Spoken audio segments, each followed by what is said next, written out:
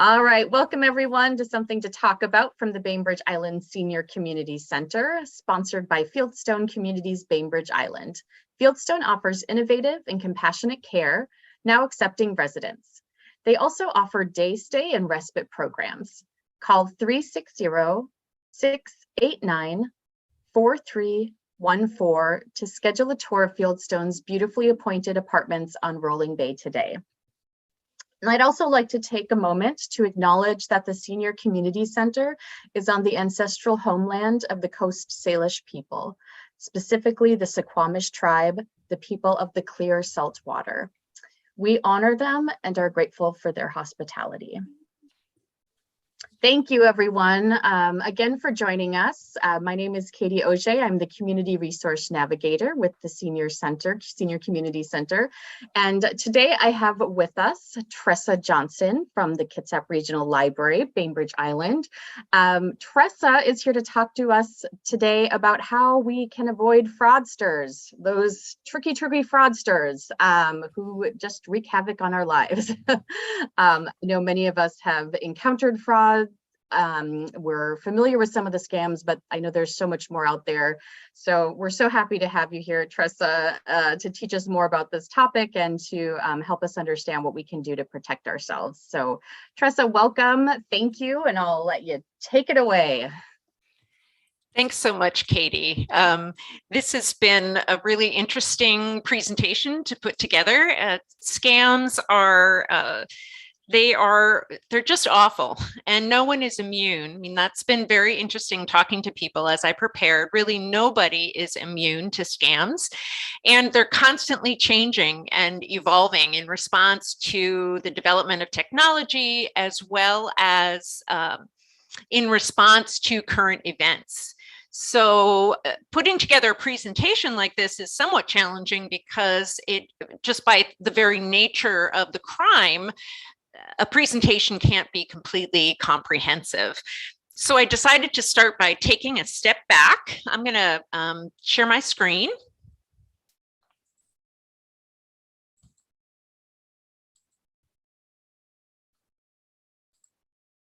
All right, here we go. So as I said, the presentation, I realized as I was thinking about the nature of scams, couldn't be completely comprehensive. So I took a step back and thought we should start here. What do they want from us? What is it that they are trying to get from us? Basically, they want anything they can grab. So instead of going into our homes, they are going into our computers. They're asking us. I mean, it's horrible to think about. They're asking us to, give me your bank number, give me your information, your social security number. They want anything that they can monetize. And I think that this is a really a good place to start as we become empowered individuals in this environment. So so this is what they want. How do they go about getting it? So when they're thinking, I want someone's passwords, how am I going to get it? Neuroscience.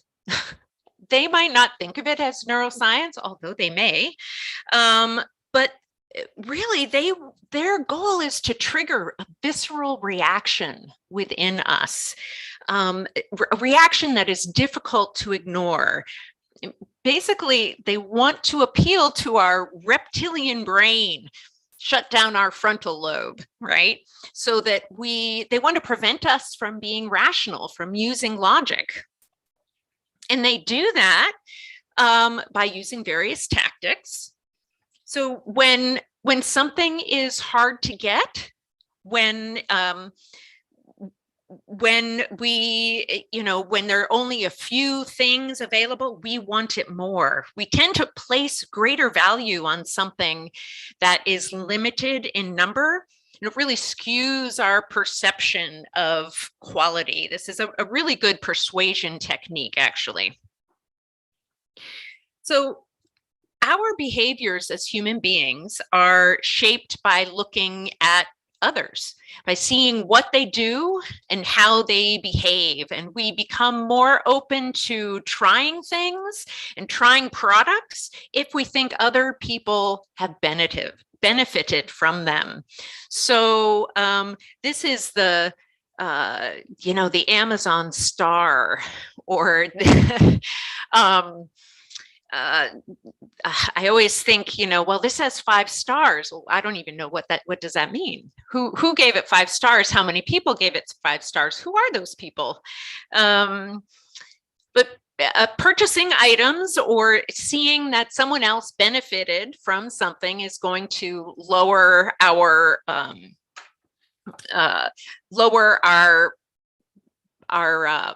feeling that we need to be careful. Deadlines. Okay. They want us to feel like not only are they triggering that visceral reaction, but they want us to feel like we have to move right now, make a decision right now. So criminals evoke authority by pretending to be an authority figure. They might impersonate the IRS, the police, a lawyer, a religious figure, and it works really well because we're taught from an early age to respect and obey people in authority. So when a request comes from someone that we perceive to be in a position of authority, we offer less resistance to them. We've been taught to trust people in certain professions because they inspire trust. Therefore, we may not question their motives at all. Don't trust me, by the way, but there's research that shows this. And they do all of this as if they are our friends. They really reach out and want to make us feel safe. It is really, as I started with, no one is immune from this because they are using against us something that makes us human. So given that these criminals are using our brains to fool us, right? How do we do that? How do we respond? Well, I've got four tips. And then we're going to look at some examples. Truly, as I was researching for this presentation, again and again, I read that our gut is the best tool. If something feels off, if we are thinking, well, but this seems like this might be genuine. Well, the fact that we're slowing down even to ask ourselves whether or not, be skeptical about that. Call a friend. Call the library, call the senior center, call AARP has a fraud line. I'll give you that number later in the presentation. If anything feels off, either assume it's a scam or call a friend. Make sure that check up on yourself. This is some of the best, if you know me, I've said this a number of times, this is the best advice that I have ever received when it comes to technology. Everything we do on the computer is intended for us to want to click that button. And so it is incredibly helpful to move our hands off of the mouse and just take a breath. Read emails carefully. We take our time. And the reason for that is twofold. We want to verify the sender. Ask yourself, have I heard of this person? Do I know this organization? Can I tell who sent this email? Did I initiate this conversation? I wasn't sure how to put this any better than that. Spot the fishiness. Does the email look professional? Are there spelling errors, grammar mistakes, random capital letters, any sort of anything that makes it look weird? Are they scaring me? No, they want us to think there's emergency. Are they trying to get me to do something quickly? Do they, is this person trying to get me to use that fight or flight part of our brain? Think about the neurology of it. You can look for signs in yourself, like sweaty hands or fast heartbeat, Okay, you can go, are they asking for my money? Are they asking for my information? Are they wanting to fix my computer? Anything, well, what would a criminal want from me? Just ask those questions, take the time. So, and the final thing is to go directly to a company's website. So instead of reaching out through the email or through the way they reached out to you, go to a company's website or find their phone number and call that number.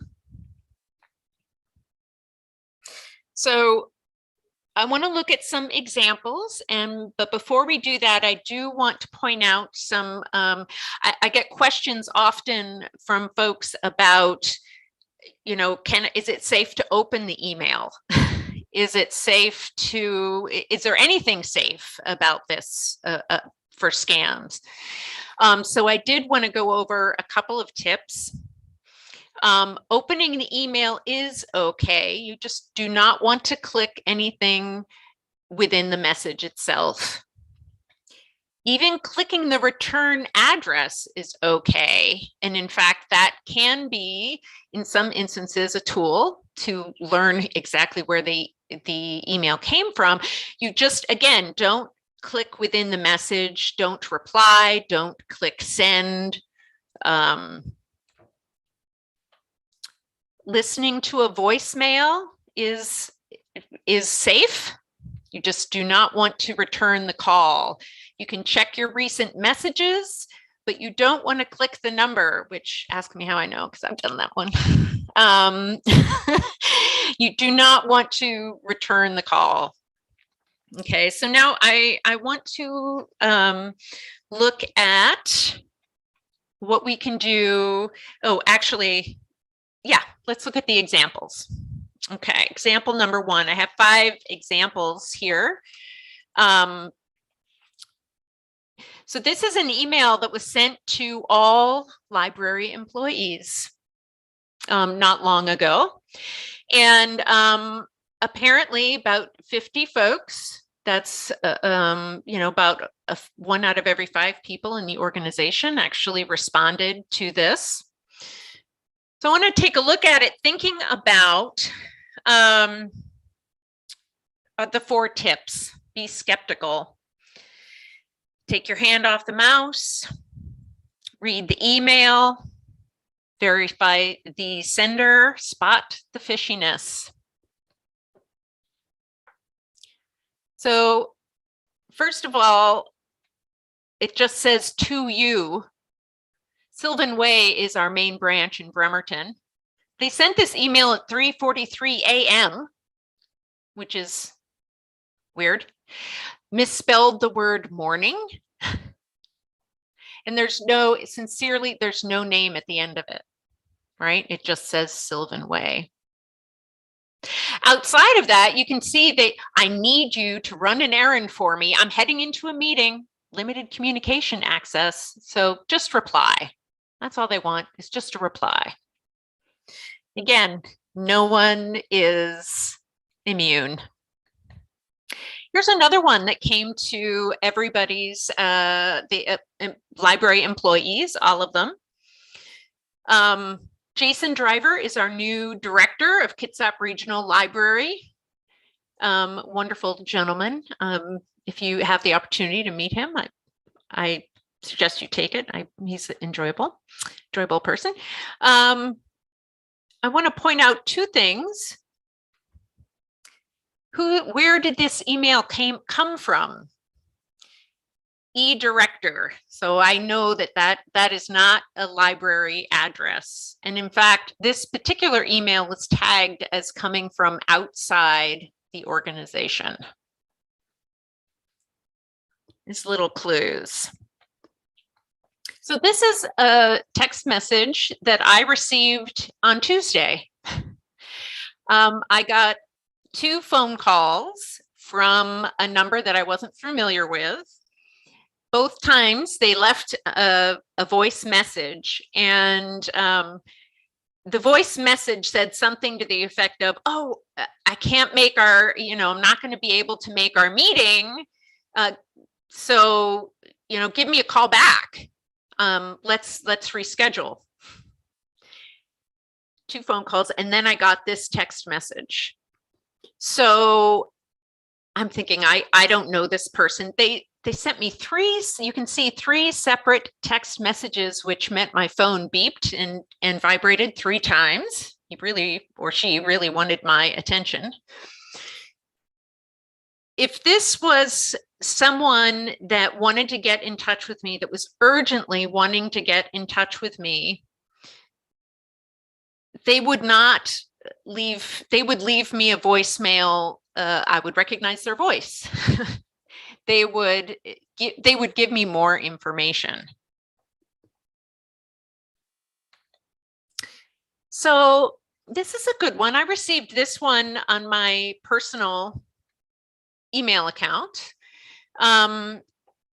So pre-qualify without impacting my credit score. This is great. If you look at the very bottom, they offer, you can unsubscribe from the offer. They even give you an address, which, why would a scammer give you an address? When I looked a little bit more closely, I noticed 2 things. One, look at that email address at the top, where the email came from. It's just a mix of letters. And Tressa WJ. Why would they call me Tressa WJ? That was my tip there. This one took a little bit more work. I'm familiar with Kohl's. I know they've got great prices. I have shopped with Kohl's in the past. It's been a while, but I've shopped with Kohl's in the past. And then I saw, look at this is the first thing I do, is look at where the email came from. And I thought, oh, well, that looks valid. So I kept looking at this email, and I thought, oh, then they give me an address, and just above there, you can, it's so hidden a little bit by the circle, but it says you can unsubscribe. And but well, I think I'll go to the Kohl's website and see what I can find. So I went to Kohls.com, and I scrolled all the way to the bottom because I figured that's where I would find information about where they're located. I was curious if they were located in Las Vegas. And they don't have an address there, but here at the very bottom, and I bolded it so we could see a little better, mentions California privacy policy. So that suggests to me that their main offices are not in Las Vegas, but in California. But Kohl's, this is a nationwide organization. So I thought I would do a little bit more research because I was doing this presentation. I thought, well, maybe they may actually still have an office in Las Vegas. So I took a look at the zip code 89103. I went back to Kohl's, and you can set your store. So I just put that zip code in the box, And the first thing that came up was not that zip code. They had a number of different stores in Las Vegas, but none of them had that zip code. So, so I deleted the email.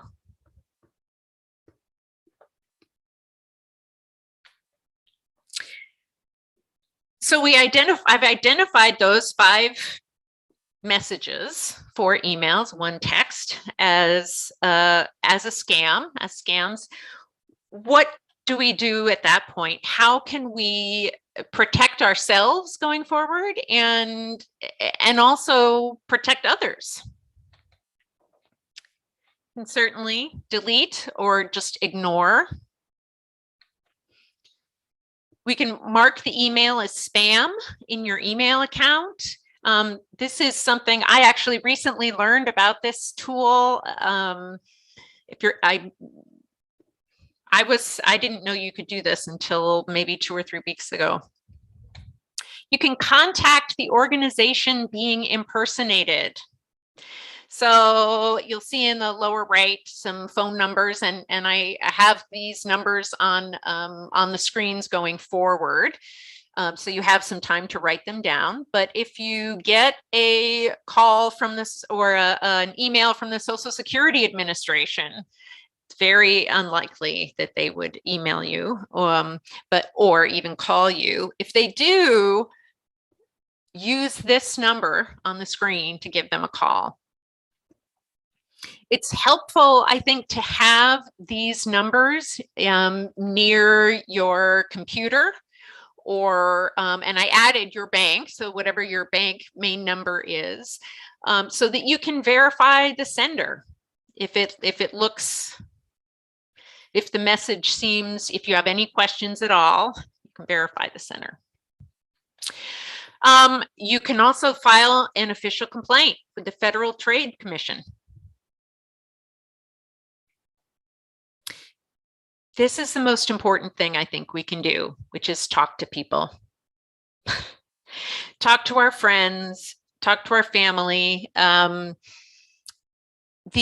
first example that I showed you was it was sent to all library employees. 50 people responded to it, including my colleague who was the digital branch manager for a number of years. I mean, IT is her specialty, and she was very open about the fact that she fell for it. I so appreciated that, because you know, I have struggled with this. We all struggle with it, and I think that part of what has made this such a lucrative scam, so lucrative, is that we become embarrassed about them. Again, it's that neuroscience, right? We don't want people to know. We think it shows some kind of weakness in ourselves. No, we need to be talking to each other about it. So here are some numbers for you. You can get more information, or if there's a scam, you can share information. These are numbers you may want to keep, again, near your where you sit when you talk on the phone, or near your computer, someplace handy so that you have them on hand.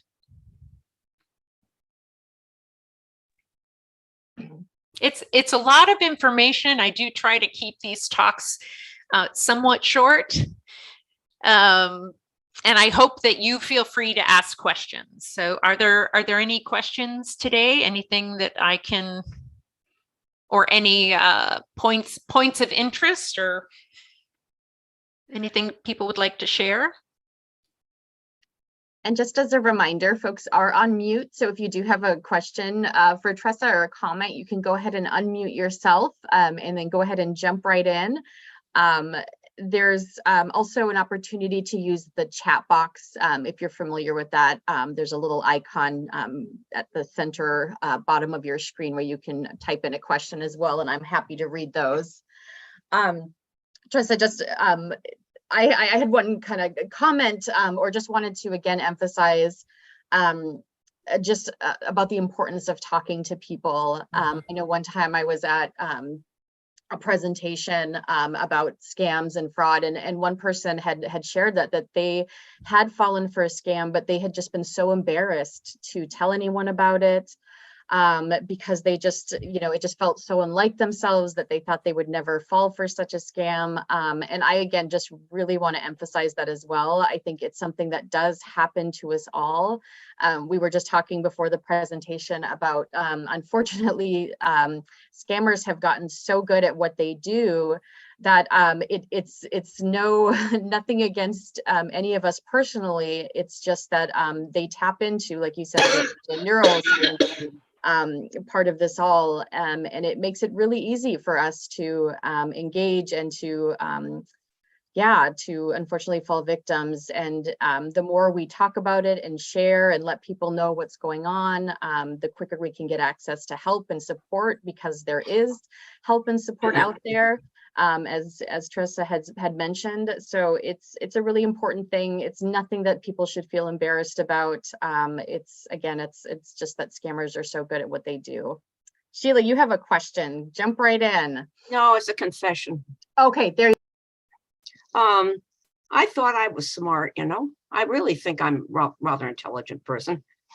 2 days before Christmas, a couple of years ago or a year ago, I received a thing from Amazon saying that my account, there was a certain amount of money that had to be paid into my account, I guess.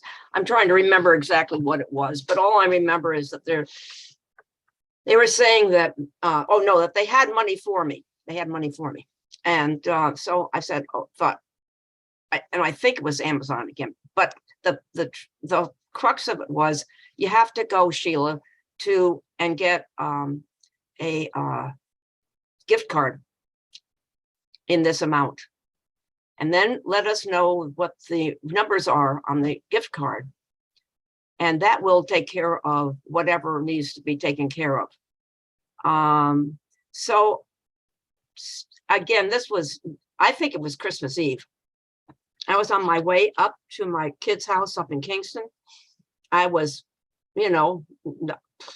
whatever. So I was at Albertsons up there on Four Corners in Kingston, and went in, and they were pretty good because they weren't sure that they wanted to give me the gift card. It was for $500. Well, we can't do for $500. Well, we can give you for $250 and $250 or something to that effect. I said, okay, fine. And I was shaking because I was needing to get this done like yesterday, because they were going to do whatever they were going to do. You see how much I've forgotten about the specifics of it, because I was in such a turmoil. That's why. And that's the part of that neuroscience, not really getting a hold of what was going on. I had the message. It was on my cell phone. It told me what to do. I went and did it. And I sent them the numbers. And now they needed some more money.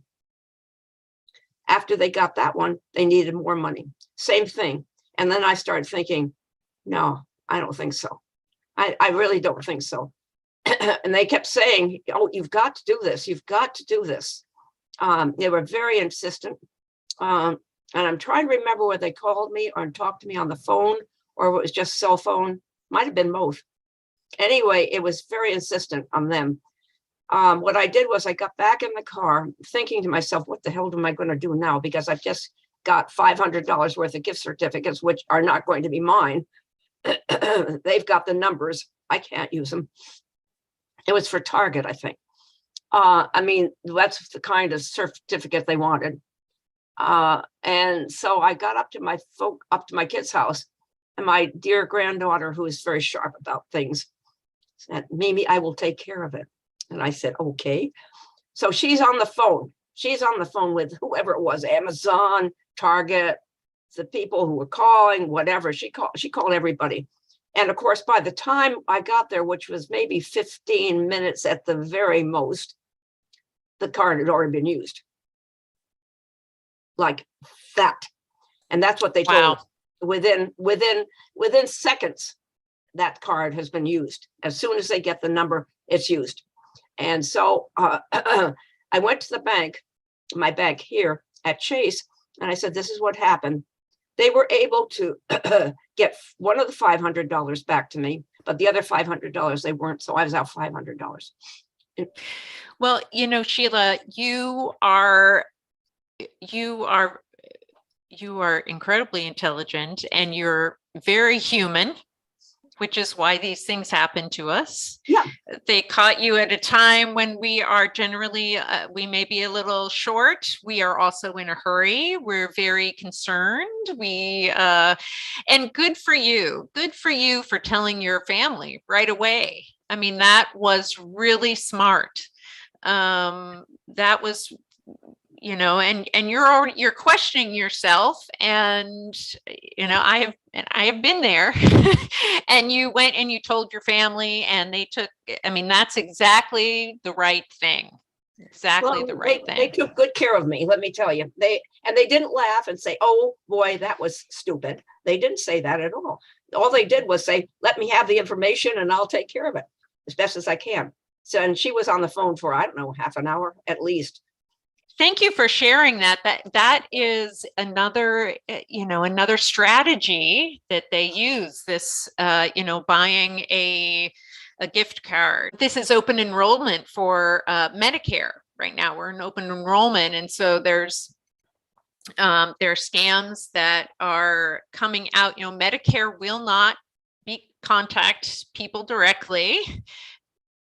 Agents are not supposed to be contacting you directly. That's illegal. And the state of Washington has an organization through the Office of the Insurance. There's a program called SHIBA, stands for State Health Insurance Benefits Advisors. These advisors are trained. They are volunteers. They're trained, they're free, they're confidential, and they're completely non-biased. There are available to you. There's a resource available to you at no cost, not from an insurer. But that is the Medicare, we may be seeing that right now, more now in particular. Because of they're at the senior center. SHIBA is. SHIBA, yep. They're at the senior center on Fridays. You can call the senior community center and make an appointment. I believe they're also at Helpline.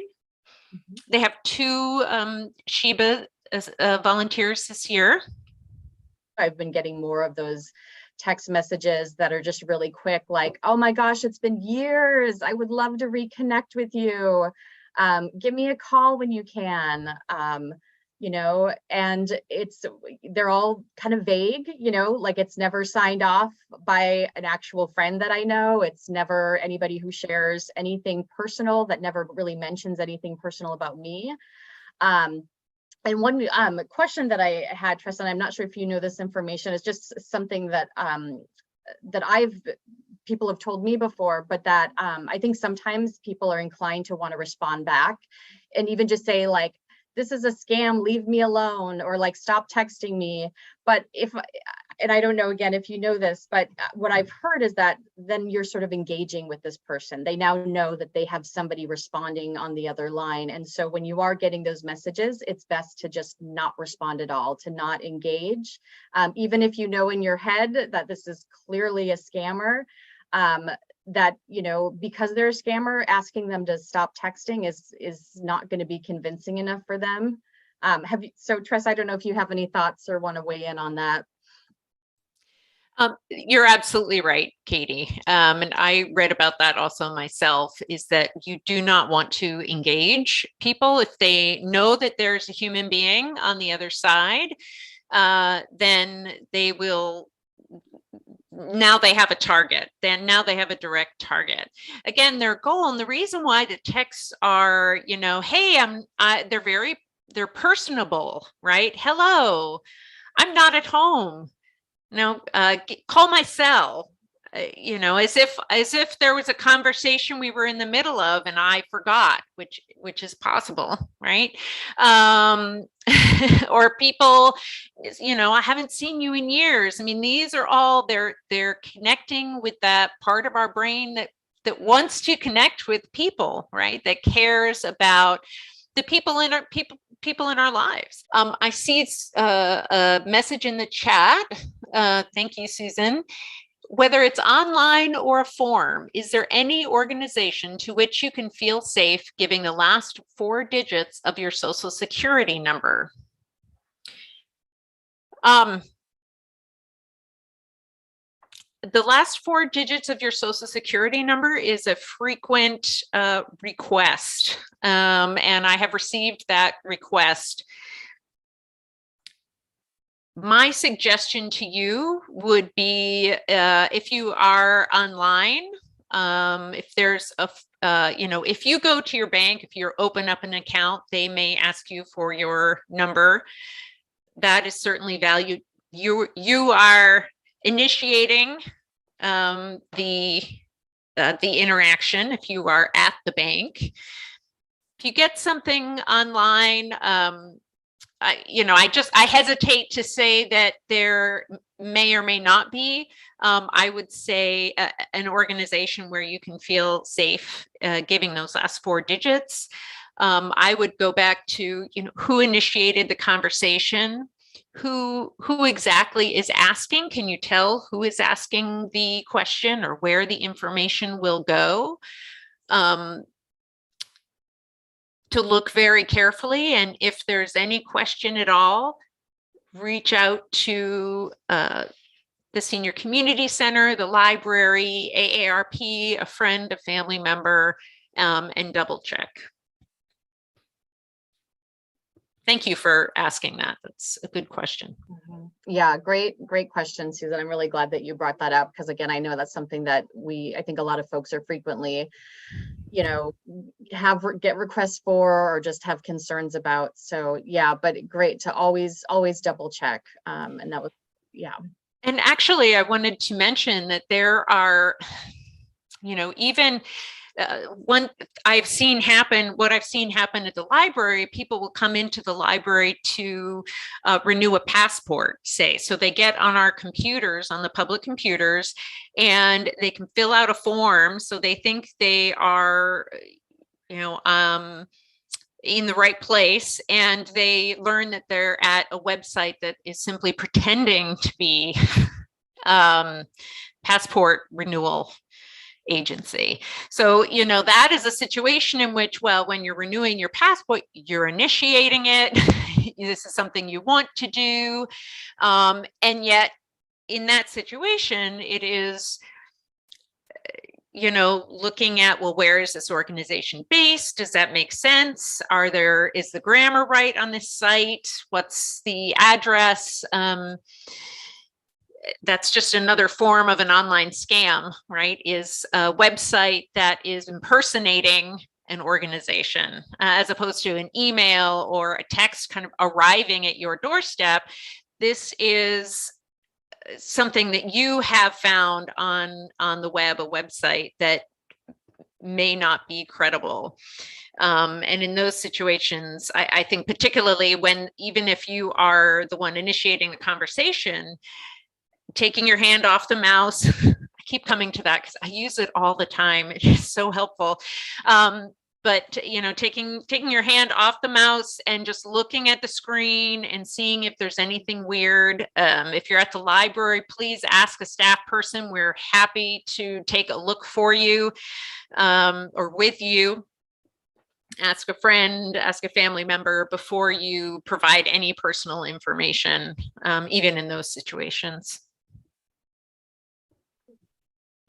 Yeah, Tressa, I was just going to share an example that I had during the time when there was a lot of talk about student loans and people needing to update and all the changes that they were making. And I felt like I was, again, like Sheila, so on top of it. I'm not going to possibly, fall victim to any scam.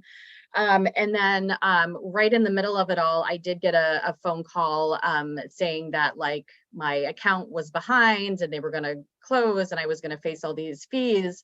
And just in the stress of the moment of like getting this, you know, I am all of a sudden trying to like rush around and knowing that it's like they give you a deadline if you don't call us within, you know, and I did exactly what you had mentioned. It's like I stopped myself. I took a breath, you know, kind of like the, you know, the phone version of just like taking your hand off of the mouse.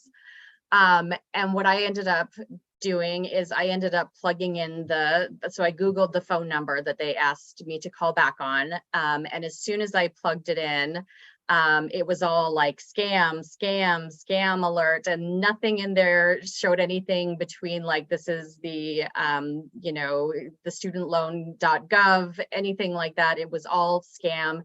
And not that that's always going to work perfectly, I think, but it let me know right away that, okay, something really is fishy here. Something is not right with this. And so sure enough, it was all just a big scam, but yeah, that's another thing too that I think folks can do is, you know, kind of, you know, double check numbers and information.